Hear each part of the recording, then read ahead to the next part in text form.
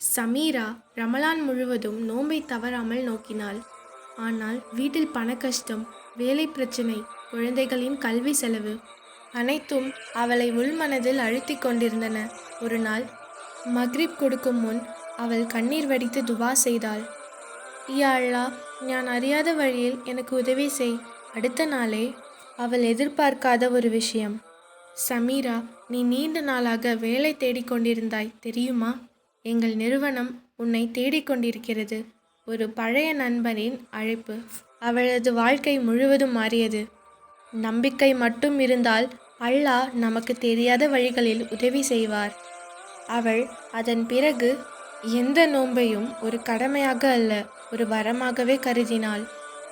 நம்ம சேனலை மறக்காமல் சப்ஸ்கிரைப் பண்ணுங்கள்.